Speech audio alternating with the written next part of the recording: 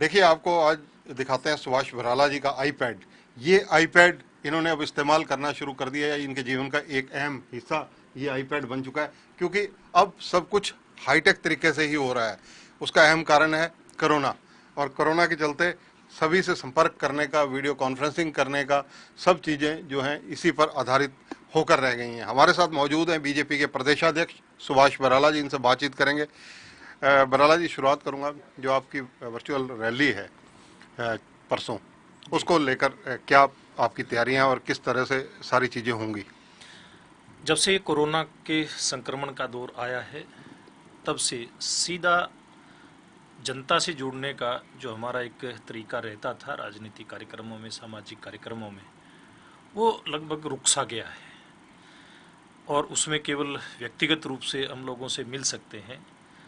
तो जब नरेंद्र मोदी जी की सरकार का 1 साल पूरा होने पर कार्यक्रमों की बात आई, तो हमारे केंद्रीय नेतृत्व ने ये तय किया कि जैसे हम इस दौर में जब छोटी छोटी बैठकें हम सोशल मीडिया के माध्यम से हम लोग करते आ रहे हैं, वेब मीटिंग जिसको हम कह सकते हैं, तो फिर ये बात आई कि क्यों ना इसी तरीके से जो नरेंद्र मोदी जी की 1 साल की जो उपलब्धियां हैं कोरोना से पूर्व की, कोरोना के समय की, वो जनता तक लेकर के जाने का एक ऑनलाइन तरीका ये अपनाया जाए। तो फिर ये तय हुआ कि हम लोग एक वर्चुअल रैली इसके माध्यम से करेंगे। जैसे हम लोग छोटी मीटिंग करते हैं, उसी प्रकार से तो ये तय हुआ कि 14 तारीख को, इससे पूर्व भी देश में कुछ रैलियां इस प्रकार की हुई हैं, हमारी 14 तारीख को हरियाणा प्रदेश की रैली होगी। इस रैली की तैयारी हमने व्यापक रूप से शुरू की है। इसमें हमने 30,000 से ज़्यादा कार्यकर्ताओं की एक सूची बनाई है, जिसमें हमारे प्रदेश पदाधिकारियों की टीम से लेकर के और नीचे हमारे मंडल की हमारी टीम, सब मोर्चों की टीम, हमारे लगभग सब सक्रिय सदस्य इसके अंदर आ जाते हैं। ऐसे लोगों को सूचीबद्ध हमने किया है। ऐसे सब लोगों के पास हम लिंक भेजेंगे। लिंक के माध्यम से 30,000 से ज़्यादा लोग तो सीधे हमारे साथ इसके ऊपर जुड़ेंगे वेब मीटिंग के नाते। और हमने एक लक्ष्य रखा है कि 1 लाख से ज़्यादा लोगों तक उस दिन ये लाइव हमारा इसका जाए, रैली का जाए।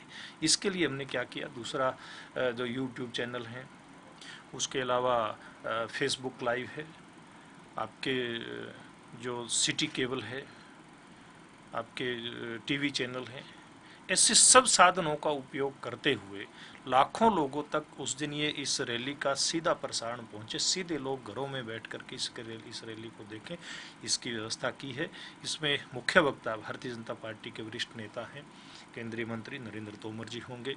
उनके साथ मुख्यमंत्री जी मनोहर लाल जी, हमारे प्रदेश के प्रभारी डॉक्टर अनिल जैन जी, ये सब लोग इस रैली को संबोधित करेंगे। इसके लिए हमने 2 मंच बनाए हैं। एक मंच हमारा दिल्ली रहेगा, वहाँ से नरेंद्र तोमर जी और डॉक्टर अनिल जैन जी वहाँ से जुड़ेंगे। और एक हमने मंच यहाँ पर सेक्टर 16 पंचकुला का जो अग्रसेन भवन है उसमें बनाया है। अग्रसेन भवन में हमारी 50 लोगों की जो एक अनुमति रहती है प्रशासन की तरफ से इस दौर में, उस अनुमति के आधार पर हमने वो सारा कार्यक्रम वहाँ पे तय किया है। 50 से ज़्यादा लोग उसमें नहीं रहेंगे। उसमें मुख्यमंत्री जी में और मेरे कुछ साथी पदाधिकारी उसमें रहेंगे। और मंच उसमें एक बना है। मंच से रैली को वहाँ संबोधित किया जाएगा। और यहाँ से संबोधन के बाद फिर हमारे जो वरिष्ठ नेता हैं वो दिल्ली से मुख्य वक्ता के रूप में वहीं से अपना वो भाषण देंगे और यहाँ से सारा का सारा ये टेलीकास्ट होगा। मंच बनाया है, मंच के पीछे स्क्रीन भी, उसमें एक एलईडी स्क्रीन भी उसमें लगेगी और उस हॉल के अंदर भी ऐसी एलईडी स्क्रीन सामने उसमें हमने लगाने का इंतजाम किया है, प्रबंध किया है, ताकि जो लोग अन्य स्थानों से जुड़ने वाले हैं उनको जब वक्ता वहाँ पर अपना भाषण देंगे, सुनने वालों को हम सामने स्क्रीन के ऊपर देख पाएंगे। ऐसे हजारों लोगों को सामने देख पाने की व्यवस्था भी यहाँ पर हमने इस जो सभागार जो हमने तय किया है पंचकुला में, उसमें होगी ऐसी व्यवस्था। बराला साहब, मैनुअली काम करने की आदत, जी क्योंकि आयु अवस्था के हिसाब से भी देखा जाए, क्योंकि जिस दौर के से हम लोग बिलोंग करते हैं, तो ये हाईटेक जो जमाना है ये 7-8 साल 10 साल से ज़्यादा हुआ है, लेकिन अब कोरोना ने एकाएक पूर्णतः हाईटेक शहरों को कर दिया। कैसा लग रहा है? देखिए, एक बिल्कुल ही अलग तरह का एक अनुभव आ रहा है। जब ये लॉकडाउन हुआ और उसके बाद 3-4 दिन बाद ही जब हमने इस प्रकार की बैठकें शुरू की, तो शुरू में बड़ा एक अटपटा सा अनुभव आया, लेकिन 3-4 बैठकें करने के बाद, वेब मीट करने के बाद एक बहुत सहज सा एक इस बात का एहसास होने लगा, बहुत सहजता से इसमें महसूस होने लगी। और हमने हमारी सब पार्टी की, हमने मंडल स्तर तक की, सब मोर्चों की, ऐसी प्रांत की, हमने टोटल मिलाकर के इस दौर में सैकड़ों इस प्रकार की हमने इसके जरिए मीटिंग की होगी। टेक्निकली चुनौतियां नजर नहीं आई सामने आई हों जो फेस की हों? देखिए, मैंने कहा शुरू में 3-4 बैठकों में इस प्रकार का लगा, अटपटा सा लगा, और कई बार थोड़ा लिंक वीक होने के कारण से कई बार बीच में कनेक्शन भी थोड़ा सा या आवाज़ कटती रहती थी। लेकिन अब धीरे धीरे करके इसके सब लोग इसकी आदत हो चुकी है, अपने आप को उस जगह रख करके जहाँ इसका कनेक्शन ठीक, वाईफाई का कनेक्शन ठीक जहाँ पर उपलब्ध होता है वहाँ पर बैठ करके हम लोग करते हैं। बल्कि अब तो और तरीके भी आ गए, जब अगर इसके ऊपर आईपैड के ऊपर अगर कहीं कोई इसका नेट का कनेक्शन वीक अगर होता है तो फिर कैसे अपने एंड्रॉयड फ़ोन से इसको हॉटस्पॉट दे करके बात करनी है, सारी चीज़ें धीरे धीरे करके, मैं अकेला नहीं, हमारी पार्टी के ऐसे हजारों हजार कार्यकर्ता इस बात के अब आदतन हो चुके हैं, आदि हो चुके हैं इस बात के कि बहुत सहजता से अपने घर में बैठ करके इस प्रकार की बैठक के जरिए हम लोगों से जुड़ते हैं। और इसमें हमने जो हमारी वर्चुअल रैली रहेगी, इसमें एक चीज़ और हमने की है, जैसे अनेक स्थानों से कार्यकर्ता इसमें जुड़ेंगे, मंडल स्तर से कार्यकर्ता जुड़ेंगे।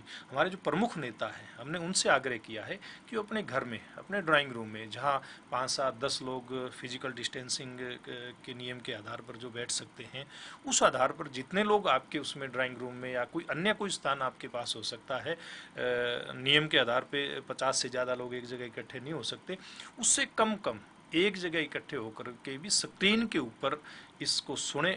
और ऐसी व्यवस्था बहुत सारे जिला अध्यक्षों ने, बहुत सारे हमारे विधायक मंत्रियों ने ऐसा तय किया है कि वो अपनी टीम के साथ या अपने परिवार के साथ बैठ करके परसों जो रैली का हमारा 14 तारीख को प्रसारण होगा 11 बजे से, वो लोग सुनेंगे। ऐसी व्यवस्था लोगों ने की है। सोनाली फोगाट का प्रकरण बहुत आजकल चर्चा में है, उसको लेकर आप क्या कहेंगे?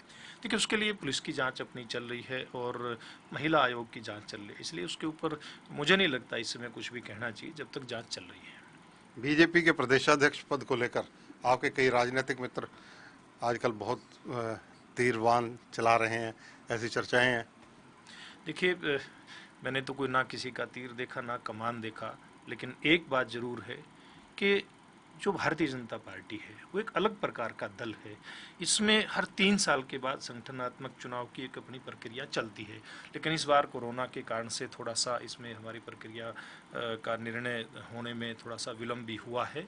और प्रदेश अध्यक्ष का जो फैसला है वो हमारे केंद्रीय नेतृत्व ने करना है। और कोई भी कार्यकर्ता, ये भारतीय जनता पार्टी की अपनी खासियत है कि बूथ पे काम करता करता और वो किसी भी स्तर के ऊपर जाकर के जिम्मेवारी निभा सकता है। पार्टी किसी भी कार्यकर्ता को ऐसी जिम्मेवारी दे सकती है, इसलिए यहाँ तीर और कमान की आवश्यकता नहीं होती, यहाँ काम की आवश्यकता होती है। और काम भारतीय जनता पार्टी में प्रदेश अध्यक्ष के ऊपर काम, पद के ऊपर काम करने लायक ऐसे अनेकों कार्यकर्ता हैं, जो एक लंबी सूची भारतीय जनता पार्टी में, जो बड़ी एक सुखद बात है भारतीय जनता पार्टी के लिए कि पद एक है और उसके ऊपर काम करने लायक हमारे पास एक लंबी कार्यकर्ताओं की सूची है। तो अपने आप में मैं इस बात के लिए बड़ा अपने आप को सौभाग्यशाली समझता हूँ कि भारतीय जनता पार्टी में आज इस प्रकार की स्थिति है।